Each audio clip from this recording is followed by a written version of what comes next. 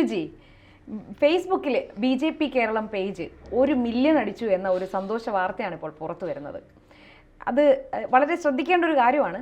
കോൺഗ്രസും communist CPM-ൻ്റെയും കോൺഗ്രസിൻ്റെയൊക്കെ cyber പോരാളികൾ വളരെ സജീവമാണെങ്കിൽ പോലും അവരുടെ പേജുകൾ പോലും ഇതുവരെ ഈ ഒരു നേട്ടം കൈവരിച്ചിട്ടില്ല.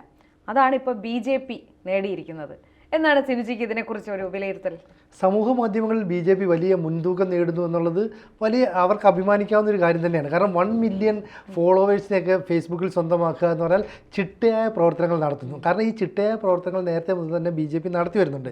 ഈ BJPയുടെ കേരളത്തിലെ ഈ പ്രവർത്തനങ്ങളെ പ്രധാനമന്ത്രിയായ നരേന്ദ്രമോദി പോലും അഭിനന്ദിച്ചിട്ടുണ്ട്.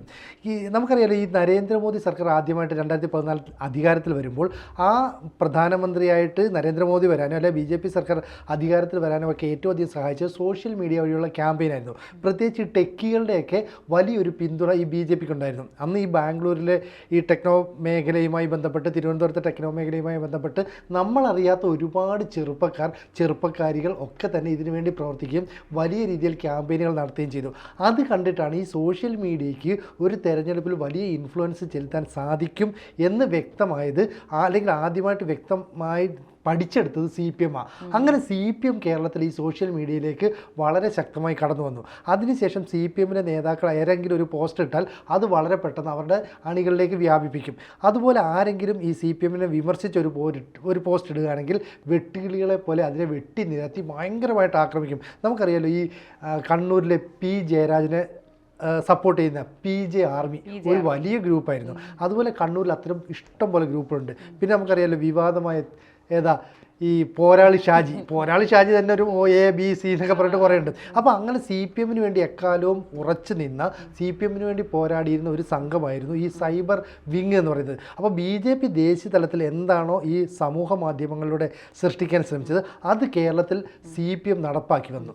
ആ നടപ്പാക്കി വന്ന CPM-നെയാണ് ഇപ്പോൾ BJP ഓവർടേക്ക് ചെയ്തിരിക്കുന്നത്. എന്ന് പറഞ്ഞാൽ കൃത്യമായി കേന്ദ്രത്തിൻ്റെ നിലപാടുകൾ എന്താ, നയപരിപാടികൾ എന്താ, കേന്ദ്രം നമ്മുടെ നാട്ടിലെ ജനങ്ങൾക്ക് എന്തൊക്കെയാണ് കൊടുക്കുന്നത്, ഇതൊക്കെ തന്നെ സോഷ്യൽ മീഡിയയിലൂടെ പരമാവധി ജനങ്ങളിലേക്ക് എത്തിക്കാൻ ശ്രമിച്ചു. അതായത് കേന്ദ്രാവിഷ്കൃത പദ്ധതികൾ കേരളത്തിലേക്ക് എത്തുമ്പോൾ ഇവിടുത്തെ എന്തെങ്കിലും ഒരു പേരിട്ടത് കേരളത്തിൻ്റെ പദ്ധതിയാണെന്ന് പറഞ്ഞിട്ട് ജനങ്ങൾക്ക് മുന്നിൽ അവതരിപ്പിക്കും.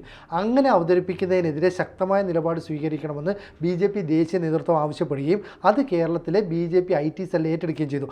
അതുകൊണ്ടാണ് ഇപ്പോൾ ഓരോ പദ്ധതിയുമായി ജനങ്ങളുടെ മുമ്പിലേക്ക് എത്തുമ്പോൾ അത് ഞങ്ങൾക്കറിയാം മോദി സർക്കാർ ആവിഷ്കരിച്ചല്ലേ, അല്ലെ BJP സർക്കാർ ആവിഷ്കരിച്ചല്ലേ എന്ന് പറഞ്ഞിട്ട് ആളുകൾ അത് മനസ്സിലാക്കുന്നുണ്ട്. അപ്പോൾ ഇത്രയും നാൾ BJPക്ക് മുകളിലേക്ക് ഒരു മേൽക്കൈ ഉണ്ടായിരുന്ന CPM-നെ ഇപ്പോൾ അത് നഷ്ടപ്പെട്ടു. ഇപ്പോൾ CPM-നുള്ള ഉൾപാർട്ടി പ്രശ്നം നമുക്കറിയാലോ. അതുകൊണ്ട് തന്നെ ഇവരൊക്കെ മാറി. ഇപ്പോൾ P. ജയരാജനെ കുറേ പേർ വ്യക്തിയാരാധന നടത്തുന്നു എന്ന് പറഞ്ഞിട്ട് പിണറായി വിജയൻ മുഖ്യമന്ത്രി തന്നെ വളരെ വിമർശനപരമായിട്ട് നിലപാടെടുക്കുകയും അങ്ങനെ ഈ PJ ആർമി പല കാര്യങ്ങളിലും നിർജ്ജീവമായ അവസ്ഥയിലേക്ക് മാറുകയും ചെയ്തു. P. ജയരാജനെ കണ്ണൂർ ജില്ലാ സെക്രട്ടറി സ്ഥാനത്ത് നിന്ന് മാറ്റി. അതോടുകൂടി ആ മേഖല ഏതാണ്ട് സ്തംഭിച്ചു. പിന്നീട് ഈ പറയുന്ന പോരാളി ഷാജി ഈ തെരഞ്ഞെടുപ്പിൽ ഭയങ്കര പരാജയം CPM-ന് വാങ്ങേണ്ടിരുന്നു. അന്ന് പറഞ്ഞു ഈ പോരാളി ഷാജിമാരുടെ ഇടപെടൽ അല്ലെങ്കിൽ അത്തരത്തിലുള്ള സമൂഹ മാധ്യമങ്ങളുടെ ഇടപെടലൊന്നും ശരിയല്ല. പിന്നെ ചില കാര്യങ്ങളിൽ CPM-നെ ആ പോരാളി ഷാജി വിമർശിച്ചു. ഒരു പണിയും ഇല്ലാതെ നടക്കുന്ന കുറേ ആളുകളാണ് CPM-ലുള്ളത്. ഒരു പണിയും ഇല്ലാതെ ഇങ്ങനെ രാഷ്ട്രീയ പ്രവർത്തനം നടത്താതെ എന്തെങ്കിലും ജോലി ചെയ്ത് കുടുംബത്തിനുകൊണ്ട് കൊടുക്കുക എന്നൊക്കെ പറഞ്ഞ് വിമർശനം ഉന്നയിച്ചു. അതോടുകൂടി അവരും CPM-നുള്ളിൽ 2 ധ്രുവങ്ങളായി മാറി. അപ്പോൾ കുറച്ച് പേര് ആക്റ്റീവ് അല്ലാതായി മാറി. ഈ സമയത്താണ് BJP കൃത്യമായ രീതിയിൽ ഈ വകഭേദങ്ങളൊന്നുമില്ലാതെ ഒന്നുമില്ലാതെ കൃത്യമായ പാതയിലൂടെ മുന്നേറിയത്. അങ്ങനെയാണ് 1 ബില്യൺ എന്ന് പറയുന്ന ആ ലക്ഷ്യത്തിലേക്ക് എത്തിച്ചേരാൻ കഴിഞ്ഞത്. ഇപ്പോഴും CPM-ൻ്റേത് 771K ആണ്. എന്ന് വെച്ചാൽ 7.25 ലക്ഷം ആയിട്ടില്ല. CPM-നെയും BJPയുടെ ഒപ്പം മത്സരിച്ച കോൺഗ്രസോ 352K ആയിട്ടുള്ളൂ. കാരണം കോൺഗ്രസിൻ്റെ ഒരു നിലപാട് എന്താ, മറ്റേ തേച്ച് ഉടയാത്ത ഷർട്ട് ഇട്ട് ഉടയാത്ത മുണ്ട് കൊടുത്ത് അടി വരുമ്പോൾ മാറി അയ്യോ ചേട്ടാ അടിയുള്ള ഇങ്ങനെയൊക്കെയുള്ള നിലപാട്. കോൺഗ്രസിന് ഭയങ്കര ഗ്രൂപ്പ് കളിയാണ്, ഒരുപാട് സ്പ്ലിറ്റ് ആയിരിക്കുകയാണെന്ന് പറഞ്ഞ് ഇപ്പം കോൺഗ്രസും CPM തമ്മിലൊരു മത്സരമാണ്. ആർക്കാണ് കൂടുതൽ ഗ്രൂപ്പ് ഉള്ളത്? അതെ, കോൺഗ്രസിൻ്റെ അകത്താണ് കുറേ ഗ്രൂപ്പുകളുള്ളത്. ഇപ്പം നമ്മൾ നോക്കുമ്പോൾ CPM-നകത്ത് ഗ്രൂപ്പുകൾ അല്ലേ.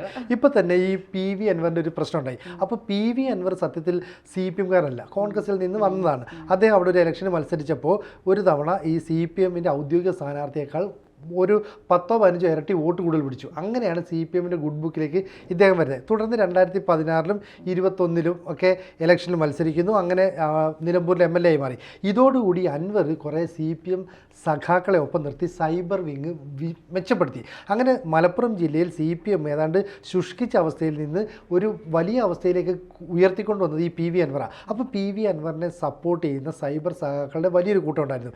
ഇപ്പോൾ പിണറായി വിജയനും PV അൻവറും തമ്മിലൊരു പ്രശ്നം ഉണ്ടായപ്പോൾ, അല്ലെങ്കിൽ ഈ P ശശിയൊക്കെ വിമർശിച്ച പ്രശ്നം ഉണ്ടായപ്പോൾ ഈ സൈബർ വിങ്ങും കുറച്ച് അടങ്ങി നിന്നു. അപ്പോൾ ഈ വയനാട്ടിലെ ഫണ്ട് വെട്ടിപ്പുമായി ബന്ധപ്പെട്ട പ്രശ്നം, അതുപോലെ മുഖ്യമന്ത്രി പിണറായി വിജയനും വീണ വിജയനും കൂടെ കുറേ പൈസ വെട്ടിച്ചു എന്നുള്ള ആരോപണം, ഇതൊക്കെ ഉണ്ടായപ്പോൾ ഈ സൈബർ വിങ്ങൊന്നും പരസ്യമായിട്ട് സപ്പോർട്ട് ചെയ്യാതെ വന്നു. എന്ന് പറഞ്ഞാൽ ഇവർ പലരും അവരിലേക്ക് അങ്ങ് ഒതുങ്ങി. നമ്മൾ എന്തിനാണ് അനാവശ്യമായി ഈ പൈസ ഉണ്ടാക്കുന്ന മുതലാളിത്തത്തെ സംരക്ഷിക്കുന്ന നേതാക്കളെ സപ്പോർട്ട് ചെയ്യുന്നതെന്ന് വിചാരിച്ചിട്ട് അങ്ങനെ മാറി നിന്നുകൊണ്ടാണ് ഈ CPMൻ്റെ വളർച്ചയ്ക്ക് ഇത് വിഘാതമായത്. ഇതേ സ്ഥലത്താണ് BJP കേരളത്തിലെ പ്രശ്നം. ഇപ്പോൾ സുരേഷ് ഗോപി തൃശ്ശൂരിൽ ജയിക്കാനുള്ള കാര്യം സോഷ്യൽ മീഡിയയിൽ വലിയൊരു ഇടപെടലുണ്ടായിരുന്നു. സുരേഷ് ഗോപി എന്ന് പറയുന്നത് ഒരു നല്ല രാഷ്ട്രീയക്കാരനൊന്നുമല്ല, പക്ഷെ ഒരു നല്ല വ്യക്തിയാണ്. ആ വ്യക്തി ആയതുകൊണ്ട് മനുഷ്യസ്നേഹിയാണ്. ജനങ്ങൾക്കൊപ്പം നിന്നു, അല്ലേ? ക്രൈസ്തവ വോട്ടുകൾ സ്വീകരിച്ചു, മുസ്ലിം വോട്ടുകൾ സ്വീകരിച്ചു. അപ്പോൾ ഈ നരേന്ദ്രമോദി സർക്കാർ ഈ മുത്തലാഖ് പോലെയുള്ള ചില പ്രധാനപ്പെട്ട അനാചാരങ്ങൾ നിർത്തലാക്കിയപ്പോൾ അതിൻ്റെ ഗുണഫലം കിട്ടിയത് സുരേഷ് ഗോപിയെ പോലെയുള്ള അന്നത്തെ ഈ തൃശ്ശൂരിലെ സ്ഥാനാർത്ഥിക്കാണ്. അത് ക്രൈസ്തവ വോട്ടുകളും ഈ പറയുന്ന ഹൈന്ദവ വോട്ടുകളും മുസ്ലിം വോട്ടുകളും എല്ലാം ഒരുപോലെ കിട്ടാൻ കാരണം സോഷ്യൽ മീഡിയയിലൂടെ കൃത്യമായ ഒരു പ്ലാറ്റ്ഫോം ഒരുക്കി കൊടുത്തു. 1 മില്യൺ അടിച്ചു. ആ 1 മില്യണിൽ ഞാനും ഉണ്ട് കേട്ടോ. നല്ല കാര്യം. അപ്പൊ ഈ ഒരു ഇതിന്റെ ഒരു ഇമ്പാക്റ്റ് വരുന്ന നിയമസഭാ തെരഞ്ഞെടുപ്പിൽ BJPക്ക് ഉണ്ടാക്കാനാവോ? അതാണ് നമ്മൾ നോക്കുന്നത്. ഇപ്പോൾ കേരളത്തിൽ പാർട്ടിയുടെ സമൂഹ മാധ്യമത്തിലെ ഇടപെടലിനെ പ്രധാനമന്ത്രിയായ നരേന്ദ്രമോദി പോലും ഒരിക്കൽ അഭിനന്ദിച്ചാണ്. ആ അഭിനന്ദനത്തിൻ്റെ പ്രചോദനം ഉൾക്കൊണ്ടിട്ടാണ് ഇപ്പോൾ ഇത്രയും വലിയ വളർച്ച വന്നിരിക്കുന്നത്. അപ്പോൾ കേരളത്തിലെ ഈ ആശയപ്രചരണത്തിനായി സമൂഹ മാധ്യമങ്ങളെ ഏറ്റവും മികച്ച രീതിയിൽ BJPക്ക് ഉപയോഗിക്കാൻ കഴിഞ്ഞു. ഇനി ഈ തദ്ദേശ ഭരണ തെരഞ്ഞെടുപ്പ് വരുമ്പോൾ നമുക്കറിയാലോ, ഒരു വാർഡുകൾ തിരിച്ചറിയുന്ന തെരഞ്ഞെടുപ്പ്, പരമാവധി വോട്ടർമാർ എത്ര 1000 to 2000 ഒക്കെയാണ്. അപ്പോൾ ഈ വോട്ടർമാരുടെ ഇടയിലേക്ക് ഇത്തരം പദ്ധതികൾ ഞങ്ങൾ നിങ്ങൾക്ക് തന്നില്ലേ എന്ന് പറഞ്ഞിട്ട് LDF കൃത്യമായി അവിടേക്ക് ഈ സന്ദേശം എത്തിക്കുകയും നന്നായി സംസാരിക്കാൻ അറിയാവുന്ന ജനങ്ങൾക്കിടയിൽ തന്നെ പ്രവർത്തിക്കുന്ന അധ്യാപകരെയോ അല്ലെങ്കിൽ മറ്റ് സർവീസ് സംഘടനകൾ പ്രവർത്തിച്ചവരെയൊക്കെ കൊണ്ട് സ്ഥാനാർത്ഥികളായിട്ട് നിർത്തും. അപ്പോൾ വ്യക്തിപരമായ വോട്ടുകൾ സ്വീകരിക്കും. ഈ വ്യക്തിപരമായ വോട്ടുകളാണ് പലപ്പോഴും തദ്ദേശ ഭരണ തെരഞ്ഞെടുപ്പിൽ വിജയികളെ നിർണ്ണയിക്കുന്നത്. അവിടേക്ക് BJPക്ക് നുഴഞ്ഞു കയറാൻ കഴിയുമോ എന്നുള്ളതാണ്. ഒരു പരിധിക്കപ്പുറത്തേക്ക് BJP അവിടെ എത്തിയിട്ടുണ്ട്. കാരണം ദേശീയ തലത്തിൽ BJPയുടെ നിലനിൽപ്പ്, നരേന്ദ്രമോദി രാജ്യാന്തര തലത്തിൽ നടത്തുന്ന ഇടപെടലുകൾ, സൈനിക മേഖലയിലും സാമ്പത്തിക മേഖലയിലും നയതന്ത്ര മേഖലയിലുമുള്ള ഇടപെടൽ, ഇതൊക്കെ തന്നെ സാധാരണമായ ജനങ്ങളിലേക്ക് അടിത്തട്ടിലേക്ക് എത്തിക്കാൻ ഈ പറയുന്ന BJPക്ക് ഈ BJP കേരള എന്ന പേജിലൂടെ കഴിഞ്ഞിട്ടുണ്ട്. അപ്പോൾ സോഷ്യൽ മീഡിയയിലെ ഈ ഇൻഫ്ലുവൻസ് തദ്ദേശ ഭരണ തെരഞ്ഞെടുപ്പിൽ ഇപ്പോൾ ഈ എഴുത്തും വായനയും കൃത്യമായി അറിയാത്ത, ഈ സമൂഹ മാധ്യമങ്ങൾ കൃത്യമായി വാച്ച് ചെയ്യാത്ത എത്രയോ ആൾക്കാർ നമുക്കിടയില്ലേ, അവരിലേക്ക് ചെന്ന് നിന്ന് അവർക്കൊപ്പം നിന്ന് ഈ കാര്യങ്ങൾ പറഞ്ഞ് മനസ്സിലാക്കി കൊടുക്കാൻ കഴിയുന്ന ആളുകളുണ്ടെങ്കിൽ, BJPയുടെ പ്രാദേശിക തലത്തിലുള്ള നേതാക്കൾ ഉണ്ടെങ്കിൽ ഇതിൻ്റെ ഫലം തീർച്ചയായിട്ടും ഉണ്ടാകും. പക്ഷേ നമ്മുടെ നാട്ടിലുള്ള ഈ അഭ്യസ്തവിദ്യരായ യുവാക്കൾ യുവതികളൊക്കെ ഉണ്ടല്ലോ, ഇപ്പോൾ വിദ്യാഭ്യാസം ചെയ്തുകൊണ്ടിരിക്കുന്ന വിദ്യാർത്ഥികൾ ഉൾപ്പെടെയുള്ള ആൾക്കാർ അവരുടെ രക്ഷിതാക്കളോട് പറയുന്നത്, അച്ഛാ ഇത് BJP സർക്കാരിൻ്റെ നിലപാടാണ്, ഇത് നരേന്ദ്രമോദി സർക്കാരിൻ്റെ നിലപാടാണ് എന്ന് പറയുന്ന ഒരു യങ് ജനറേഷൻ്റെ ഒരു പിന്തുണയുണ്ടെങ്കിൽ ആ പിന്തുണയെ കൃത്യമായി മുതലെടുക്കാൻ കഴിയുകയാണെങ്കിൽ BJPക്ക് നിർണായകമായ നേട്ടം കൈവരിക്കാൻ കഴിയും. ഇത് പറഞ്ഞപ്പോഴേ ഞാൻ മറ്റൊരു കാര്യം, ഈ കഴിഞ്ഞ ലോക്സഭാ തെരഞ്ഞെടുപ്പിൽ തീരദേശ വോട്ടുകളെല്ലാം തിരുവനന്തപുരത്ത് എപ്പോഴും കോൺഗ്രസിനാണ് എന്നാണല്ലോ പറഞ്ഞത്. പക്ഷെ അത് ഇത്തവണയും അത് തന്നെയാണെങ്കിലും ഒരു വലിയ വിഭാഗം BJPക്കൊപ്പം നിൽക്കാൻ ഒരു സാധ്യത കണ്ടിരുന്നു. കാരണം വിദേശത്ത് മക്കളുള്ള ആൾക്കാരുണ്ടല്ലോ. അപ്പൊ ഈ വിദേശത്തിരിക്കുന്ന ആൾക്കാർക്ക് കുറച്ച് രാജ്യസ്നേഹം കൂടുന്നതിന്റെ ഭാഗമായിട്ട് തന്നെ BJP ചായ്വ് കുറച്ച് കൂടുന്നുണ്ട്. ഈ 1 മില്യൺ അടിച്ചു എന്ന് പറയുമ്പോൾ തന്നെ അതിൽ കൂടുതലും എനിക്ക് തോന്നുന്നത് ഈ വിദേശത്തുള്ള കുറേ മലയാളികൾ ഈ നമ്മുടെ നാട്ടിന്റെ ആ ഒരു ഗൃഹാതുരത്വം പങ്കുവയ്ക്കാൻ വേണ്ടി സോഷ്യൽ മീഡിയ ഉപയോഗിക്കുന്നവർ കൂടുതലും ഈ BJPയെ ഫോളോ ചെയ്യുന്നുണ്ട് എന്നാണ് ഞാൻ മനസ്സിലാക്കിയിട്ടുള്ളത്. ഈ തീരദേശത്തുള്ള അമ്മയും അച്ഛനും അവർക്കെല്ലാം അവർ പറഞ്ഞിട്ടുണ്ടായിരുന്നു BJP വരണം, കേന്ദ്രത്തിൽ BJP വരണം എന്ന്. BJPക്ക് അനുകൂലമായ ഒരു നിലപാട് വിദേശത്തിരിക്കുന്ന മക്കൾ സ്വീകരിക്കുന്നുണ്ട് എന്നതും എനിക്ക് തോന്നുന്നുണ്ട്. അതെന്താ പറയുക, ഈ സമൂഹ മാധ്യമങ്ങളിലെ ട്രെൻഡുകളെ പറ്റി കൃത്യമായ ധാരണയുള്ളത് ഈ പറയുന്ന വിദേശത്തുള്ള ആൾക്കാരാണ്. ഈ വിദേശത്തുള്ള ആൾക്കാരെന്ന് പറഞ്ഞാൽ ആരാണ്? നമ്മുടെ ഇവിടെ നിന്ന് ഉന്നത വിദ്യാഭ്യാസത്തിനും പിന്നീട് അവിടെ തന്നെ ചേക്കേറാൻ കഴിയുമോ എന്നും അന്വേഷിച്ച് പോയ ഒരു വലിയൊരു വിഭാഗം. ഈ വിഭാഗം അവിടെ ചെല്ലുമ്പോൾ ഇപ്പോൾ നമുക്കറിയാം ഇവർ പ്രധാനമായിട്ടും ആശ്രയിക്കുന്നത് യൂറോപ്പിനെയാണ്, അല്ലേ? കാനഡയും അമേരിക്കയും UK യും ഫ്രാൻസും ഒക്കെയാണ് ഇതൊക്കെയാണ് ഇവരുടെ ലക്ഷ്യസ്ഥാനങ്ങൾ.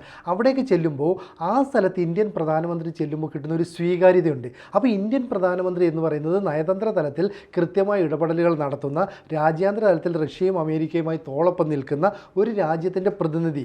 ആ പ്രധാനമന്ത്രിക്ക് വലിയ സ്വീകരണം ആ രാഷ്ട്രത്തെ തലവന്മാർ നൽകുന്നു. അപ്പോൾ സ്വാഭാവികമായും അവിടുത്തെ പൗരന്മാർ ഇന്ത്യക്കാർക്കും ആ ബഹുമാനം നൽകുന്നു. അപ്പോൾ ഇന്നലെ വരെ ഒരു താഴെ തട്ടിലുള്ള രാജ്യമാണ് ഇന്ത്യ എന്ന് കണ്ടിരുന്നെങ്കിൽ ഇന്ന് ലോകത്തെ വലിയ ശക്തികളിൽ 5ാം സ്ഥാനത്ത് നിൽക്കുന്ന ഒരു രാജ്യമായി ഇന്ത്യ മാറുന്നു. അവിടുത്തെ ജനങ്ങളുടെ ഒരാളായിട്ടാണ് നമ്മളെയും പരിഗണിക്കുന്നത്. അതുകൊണ്ടാണ് ഈ വിദേശത്തുള്ളവർ നാട്ടിലേക്ക് വിളിച്ചു പറയുന്നു. അവിടെ ചിലപ്പോൾ ഈ തീരദേശ മേഖലയിൽ കഴിയുന്ന സാധാരണക്കാരായിരിക്കും, ഈ അന്നന്നത്തെ അന്നത്തിന് വേണ്ടി കഴിയുന്ന ആൾക്കാരായിരിക്കും. അവരൊക്കെ തങ്ങളുടെ സ്വത്തുക്കൾ സ്വരൂപിച്ച് അല്ലെങ്കിൽ തങ്ങളുടെ കഴിവുകൾ സ്വരൂപിച്ചുകൊണ്ട് മക്കളെ പഠിപ്പിച്ച് വിദേശത്തേക്ക് അയക്കുന്നു. അവർ പറയണം, അച്ഛാ അമ്മേ, നമ്മുടെ രക്ഷകർ എന്ന് പറയുന്നത് ദേശീയ തലത്തിൽ പ്രവർത്തിക്കുന്ന BJP ആണ്, അല്ലെങ്കിൽ നരേന്ദ്രമോദിയാണ്, അപ്പോൾ അവർക്ക് വോട്ട് ചെയ്യണം എന്ന് പറയുന്നു. അത്തരത്തിലുള്ള സംവിധാനങ്ങൾ കൃത്യമായി ഇവിടെ ഉപയോഗപ്പെടുത്താൻ കഴിഞ്ഞിട്ടുണ്ട്. അതുകൊണ്ടാണ് ഈ ലോക്സഭാ തെരഞ്ഞെടുപ്പിൽ വലിയ നേട്ടം കൈവരിക്കാൻ. നമുക്കറിയാം ആലപ്പുഴയിൽ BJPക്ക് യാതൊരു വേരോട്ടവും ഇല്ലായിരുന്നു. പക്ഷേ ശോഭാ സുരേന്ദ്രൻ എന്ന് പറയുന്ന ഒരു സ്ഥാനാർത്ഥി അവർക്കിടയിലേക്ക് നുഴഞ്ഞു കയറുകയും ജനങ്ങൾക്കിടയിൽ വലിയ സ്വീകാര്യത സൃഷ്ടിക്കുകയും ചെയ്തു. ഇതൊക്കെ തന്നെ ഈ സോഷ്യൽ മീഡിയയുടെ സ്വാധീനം കൂടി ഉണ്ടായിരുന്നു. ഒപ്പം AI എന്ന് പറയുന്ന ആധുനിക സാങ്കേതിക വിദ്യ ഉണ്ടല്ലോ, ഇതൊക്കെ തന്നെ കൃത്യമായി ഉപയോഗപ്പെടുത്താൻ BJPയുടെ ഈ ഫേസ്ബുക്ക് പേജിന് കഴിഞ്ഞിട്ടുണ്ട്. അപ്പം ആധുനികതയും പൗരാണികതയും ഒരുമിച്ച് ചേർത്തുകൊണ്ട് മുന്നേറാൻ കഴിഞ്ഞതുകൊണ്ടാണ് ഈ 1 മില്യൺ എന്ന് പറയുന്ന ടാർഗറ്റിലേക്ക് എത്തിച്ചേരാൻ കഴിഞ്ഞത്. അവിടെ ഈ CPMനെ തകർത്തടിച്ച് താഴെയിട്ട് കളഞ്ഞു. അപ്പോൾ ഇനി പിണറായി വിജയൻ ഉൾപ്പെടെയുള്ള നേതാക്കളുടെ ശ്രമം എന്താ? ഈ സോഷ്യൽ മീഡിയ ഉയർത്തിക്കൊണ്ട് വരണം. കാരണം സമൂഹ മാധ്യമങ്ങളിലെ വ്യക്തമായ ആധിപത്യവും സ്വാധീനവുമാണ് 2014 ആദ്യമായി BJP സർക്കാരിനെ കേന്ദ്രത്തിൽ വലിയ ഭൂരിപക്ഷത്തോടെ അധികാരത്തിലെത്തിച്ചത്.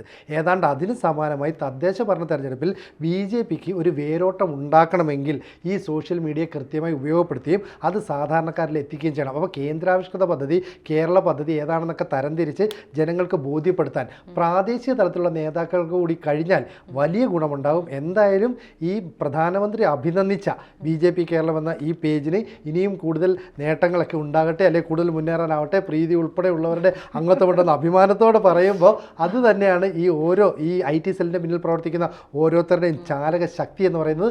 അവർക്ക് ഇനിയും കൂടുതൽ ശക്തമായി പ്രവർത്തിക്കാൻ കഴിയട്ടെ. തദ്ദേശ ഭരണ തെരഞ്ഞെടുപ്പിൽ ഇവർക്ക് എത്രത്തോളം മുന്നേറാൻ കഴിയുമെന്നുള്ളത് നമുക്ക് കാത്തിരുന്ന് കാണാം. ഒരു കൂട്ടിച്ചേർക്കൽ കൂടെ, തീർച്ചയായിട്ടും ഫേസ്ബുക്കിൽ 1 മില്യൺ ആയി എന്നതിന്റെ ആ ഒരു ഇമ്പാക്റ്റ് വരും തെരഞ്ഞെടുപ്പുകളിലെല്ലാം BJPക്ക് പ്രതിഫലിപ്പിക്കാനാവട്ടെ എന്നുകൂടെ BJP ആശംസിക്കുന്നു. കൂടുതൽ വാർത്തകളും വിശേഷങ്ങളും നിങ്ങളിലേക്ക് എത്താൻ ABC മലയാളം സബ്സ്ക്രൈബ് ചെയ്യുക, ബെൽ ബട്ടണും അമർത്തുക.